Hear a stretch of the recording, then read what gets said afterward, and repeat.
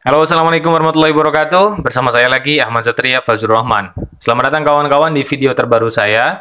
Bagi kawan-kawan yang baru saja mampir di channel ini, jangan lupa untuk like, share, kemudian komen di bawah. Mari kita berdiskusi dan jangan lupa juga Anda yang baru saja datang ke channel ini untuk lakukan subscribe karena subscription Anda sangat berarti untuk perkembangan channel ini. Oke kawan-kawan, tadi malam Indonesia kalah kembali dari Libya dengan skor 1-2. Skor yang tipis memang, tapi ini menunjukkan bahwa Indonesia ada kemajuan daripada pertandingan sebelumnya yang mana Indonesia pada saat itu dibantai dengan skor 4-0. Kita tidak bisa membobol gawang Libya. Tapi tadi malam kita bisa membobol gawang Libya meskipun hanya satu dan meskipun kalah. Tapi kita harus mengapresiasi usaha para pemain ya kawan-kawan. Nah, di video ini saya akan memberikan catatan-catatan saya terkait permainan dari tim nasional Indonesia tadi malam. Ada 7 poin penting yang harus ditingkatkan oleh para pemain dan juga staf kepelatihan. Menurut saya ya, kawan-kawan, ini menurut pandangan saya. Jadi ada 7 hal yang harus ditingkatkan oleh para pemain dan juga harus diperhatikan oleh staf kepelatihan agar nanti di ajang sebenarnya di Piala Asia mereka atau para pemain tim nasional Indonesia itu dapat menunjukkan taji. Oke kawan-kawan, tapi sebelum saya memberikan catatan-catatan yang harus ditingkatkan, terutama kita harus memberikan apresiasi setinggi-tingginya kepada para pemain kawan-kawan karena mereka sudah berusaha sangat-sangat kuat, berusaha sangat-sangat sungguh-sungguh dan mereka menunjukkan progres yang nyata. Kita tidak usah melihat kepada hasilnya. 1-2 memang kalah, memang poin kita kalah ya. Kita kehilangan poin di FIFA. Tapi ini adalah sebuah pembelajaran. Lagi-lagi ini adalah sebuah pembelajaran. Jika banyak orang yang berbicara bahwa uji coba terus, kalah terus, tidak apa-apa. Mending kita kalah sekarang daripada kita hancur babak belur di ajang sebenarnya. Jadi harus ada progres ya kawan-kawan. Kalau dalam diagram harus naik terus. Jadi jangan sampai sekarang menang, lawan Libya 2 kali menang, lawan Iran menang lagi, akhirnya flop nanti di Piala Asia. Itu untuk apa? Tapi lebih baik sekarang seperti ini, kalah. Tapi nanti ketika di Piala Asia kita bisa menunjukkan permainan terbaik. That's the better one gitu ya kawan-kawan. Dan yang saya lihat tadi malam, permainan luar biasa bagus. Cair dari umpan-umpan juga ya kawan-kawan, umpan-umpan banyak yang akurat. Kemudian pressing yang dilakukan oleh tim nasional Indonesia adalah pressing kolektif yang betul-betul dapat merepotkan pertahanan atau build up yang dilakukan oleh pemain Libya. Kemudian pertahanan Indonesia lebih fokus, lebih kompak daripada permainan sebelumnya. Kemudian lini tengah pun lebih baik dan lebih cair untuk memberikan bola-bola ke depan. Terbukti ada beberapa umpan kunci yang diberikan dari tengah ke depan yang menghasilkan beberapa kesempatan emas meskipun tidak mampu atau belum mampu dijadikan gol ya kawan-kawan. Berbeda di permainan sebelumnya atau game sebelumnya di mana tim nasional Indonesia tidak mampu memberikan ujian nyata bagi Libya. Kipernya tidak banyak memungut bola ya kawan-kawan, tidak banyak diancam oleh para pemain tim nasional Indonesia. Tapi tadi malam kiper banyak sekali diancam. Selain ada lemparan dari seorang arahan yang memang merepotkan lini belakang dari tim nasional Libya, memang cair sekali umpan-umpan dari tengah ke depan. Nah, kemudian ini dia beberapa catatan yang saya catat ya untuk kemajuan dari tim nasional Indonesia di Piala Asia nanti. Yang pertama, masih tentang lini pertahanan tim nasional Indonesia yang masih melakukan kesalahan. Kesalahan satu-satunya yang dilakukan oleh pemain tim nasional Indonesia adalah saat Rizky Ridho itu memberikan back pass yang tanggung kepada Hernando Ari yang mampu disabet ya, yang mampu disambar oleh pemain depan dari Libya sehingga itu membuahkan gol kedua bagi Libya. Nah, ini yang harus betul-betul diperhatikan nanti di Piala Asia karena lawan-lawan yang akan kita hadapi itu lebih hebat dan lebih tangguh daripada Libya. Ada Irak, kemudian ada Vietnam, kemudian ada Jepang. Yang ketiga-tiga ini mereka memiliki rank atau peringkat yang lebih tinggi daripada Libya. Otomatis ranking tidak membohongi performa sebuah tim di lapangan. Kita tahu bahwa Irak memiliki kualitas yang sangat luar biasa. Kita pernah dikalahkan bahkan dengan banyak gol. Vietnam pun kita masih kesulitan untuk mengalahkan Vietnam. Meskipun Vietnam masih satu konfederasi dengan kita di AFF. Kemudian juga Jepang. Sulit untuk mengalahkan Jepang karena Jepang adalah King of Asia. Jepang mereka sekarang memiliki performa yang sangat-sangat bagus. Mereka dalam peak performance-nya. Maka dari itu, lini belakang itu harus kembali fokus. Ini yang harus ditingkatkan oleh para pemain.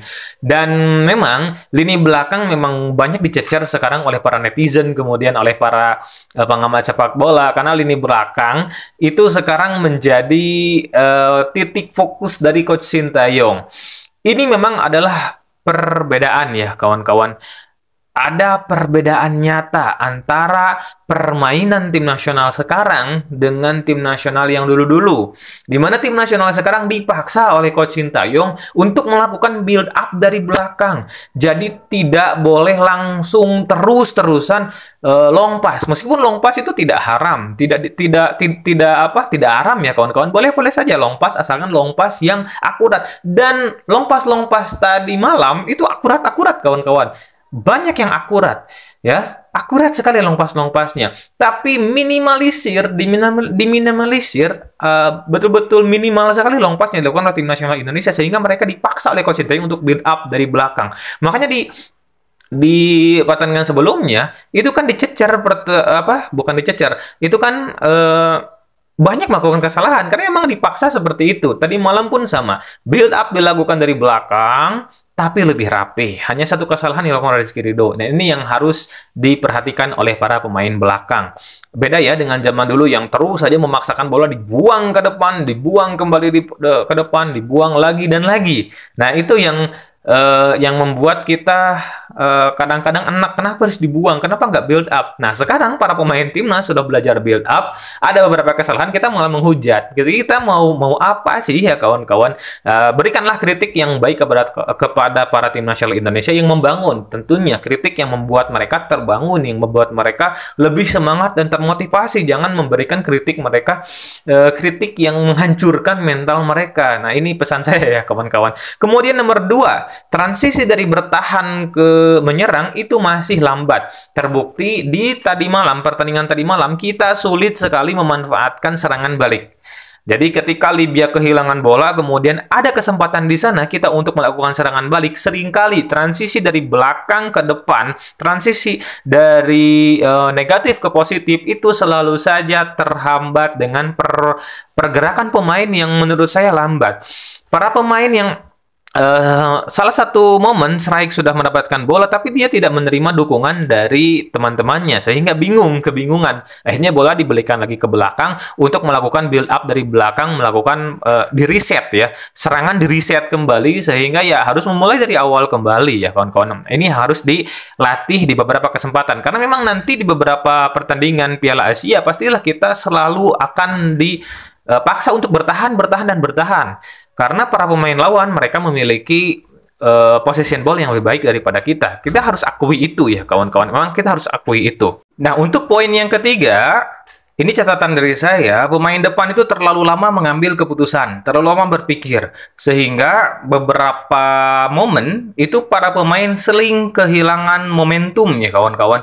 Jadi saat bola sebenarnya harus diberikan, itu ternyata tidak diberikan. Contohnya adalah saat seorang Rafael Strike itu menguasai bola yang harusnya bisa diumpan kepada Marcelino yang sudah siap di depan, itu tidak diumpan.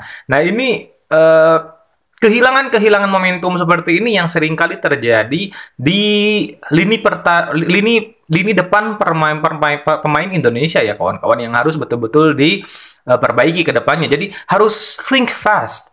Apalagi lawannya itu nanti lebih baik lagi. Berpikir harus lebih cepat. Entah mengalirkan bola, entah melakukan shooting, dan entah keeping bola. Itu pun harus ada pertimbangan yang cepat.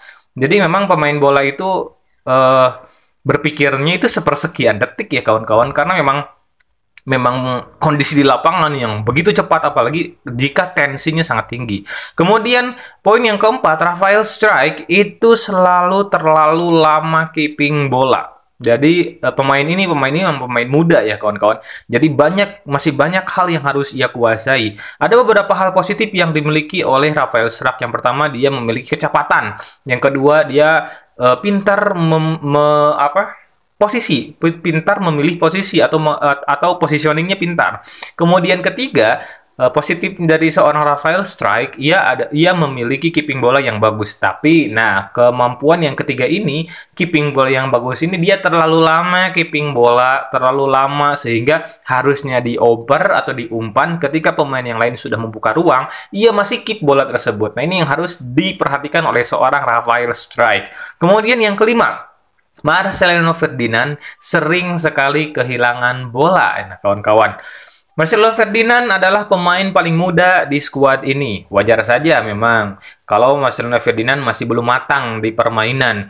Meskipun ia bermain di Liga Belgia, tapi di Liga Belgia pun, Liga Belgia kasta keduanya, ia masih tidak memiliki waktu yang reguler, menit bermain yang reguler. Maka dari itu memang sentuhan-sentuhan ia pun agak berkurang. Ditambah lagi karena ia baru sembuh dari cedera ya kawan-kawan. Jadi kita maklumi apa yang terjadi Marcelo Ferdinand. Dia harus meraih kembali performa terbaiknya nih kawan-kawan. Nah, kemudian yang keenam, pemain depan masih bermasalah menurut saya. Ya, memang kita krisis pemain depan. Kita krisis striker, kawan-kawan. Betul-betul krisis striker. Karena di Liga pun terlalu banyak pemain asing. Oke, untuk pemain asing ini, kita harus bedakan pemain asing di Liga dan juga pemain keturunan dan juga naturalisasi di timnas. Oke, tidak boleh ada dikotomi saat mereka menggunakan Garuda di dada. Itu mereka Indonesia. Tapi berbeda halnya kalau di Liga.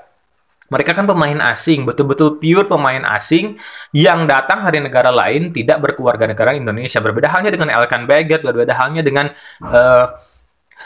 Justin Hubner, Ivan Jenner, dan yang mana mereka bukan hanya mereka pemain keturunan naturalisasi, tapi mereka juga memiliki darah. Maka sebenarnya mereka bukan naturalisasi karena mereka memiliki darah Indonesia, kawan-kawan, dari kakek neneknya.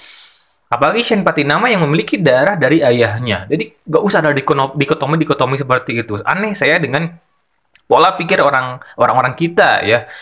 Lebih banyak Malaysia loh keturunannya. Ada 14 pemain keturunan dan juga pemain naturalisasi yang tidak memiliki darah darah Malaysia. Ada 14 pemain.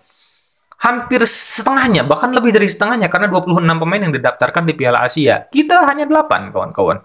Kita 8 pemain, tapi kita gaduhnya dari Sabang sampai Merauke. Gaduhnya 24 jam sehari. Berbeda dengan Malaysia, yang mereka nggak terlalu gaduh. Nah, makanya kita nggak usah gaduh. Selama mereka menggunakan lambang Garuda di dada, mereka itu membawa nama Indonesia. Lihat saja cara bermainnya Justin Hubner. Dia petarung yang handal. Saya suka sekali gaya dari Justin Hubner. Harus ada pemain yang seperti ini. Dia bertarung demi Garuda di dada. Lihat saja Mark Klok. Nah, Mark Klok nggak punya darah Indonesia sama sekali. Meskipun Mark Klok pernah mengklaim bahwa dia memiliki darah Indonesia, tapi ya nggak bisa dibuktikan karena memang aturan di FIFA itu kan kakek nenek maksimal, ayah ibu kakek nenek. Kalau sampai buyut susah. Contohnya saja satu pemain dari lupa lagi saya yang jersinya hijau, itu pemain ya yang sekarang ingin sekali berkostum tim nasional Indonesia, tapi ya kesulitan karena dia memiliki darah dari buyutnya, bukan dari kakek nenek. Nah, itu ya kawan-kawan, kita bedakan mana pemain asing di liga dan mana pemain keturunan dan juga naturalisasi di timnas. Kalau sudah masuk timnas, that's Indonesia. Kita harus dukung ya. Kita harus dukung 100%. Ingat, tidak boleh ada lagi yang harus mendikotomikan ini. Kita dukung semuanya, kawan-kawan. Entah pemain, udah nggak ada pemain lokal atau pemain naturalisasi. Mereka adalah orang Indonesia. Selanjutnya, ke-6 pemain depan ya. Pemain depan ini masih bermasalah. Kita krisis striker. Makanya ingin diambil seorang Ragnar Oratmangun. Ragnar Oratmangun diambil. Karena tadi malam juga coba lihat kawan-kawan. Ekrawa kalau nggak salah. Itu kuat. Itu striker yang kuat, striker yang kekar. Nah, sedangkan kita striker kekar, masih kekar yang kuat untuk beradu itu sulit. Masih sulit ya kawan-kawan. Karena memang didominasi oleh pemain asing di Liga 1, para striker-striker ini. Nah, ini adalah PR bagi pesepak bola Indonesia untuk kembali menelurkan para striker-striker yang kuat di masa yang akan datang ya kawan-kawan. Kemudian nomor 7, terakhir, nah, komunikasi pemain ini harus ditingkatkan. Nah, komunikasi ini menjadi sesuatu yang vital. Di beberapa kesempatan, entah itu lini tengah, lini depan, dan lini belakang seringkali miskomunikasi. Nah, ini makanya harus ditingkatkan ke depannya dengan banyak bersama-sama sih ya. Komunikasi sebenarnya dapat dijalin jika terus bermain bersama. Maka dari itu saya yakin lah ya. Sekali lagi nanti lawan Iran itu akan lebih mempererat komunikasi antar pemain. Oke kawan-kawan, itu saya yang bisa saya sampaikan di video kali ini. Kurang lebihnya saya mohon maaf, dan mohon maaf juga jika ada kata-kata saya yang kurang tepat di hati Anda kawan-kawan. Silakan kawan-kawan untuk komen di bawah. Mari kita berdiskusi tentang bagaimana sih performa tim nasional Indonesia tadi malam saat melawan Libya. Saya Ahmad Satria Fazlur Rahman. Nantikan video-video saya di kesempatan-kesempatan yang akan datang. Jangan lupa like, share, kemudian subscribe channel ini. Assalamualaikum warahmatullahi wabarakatuh.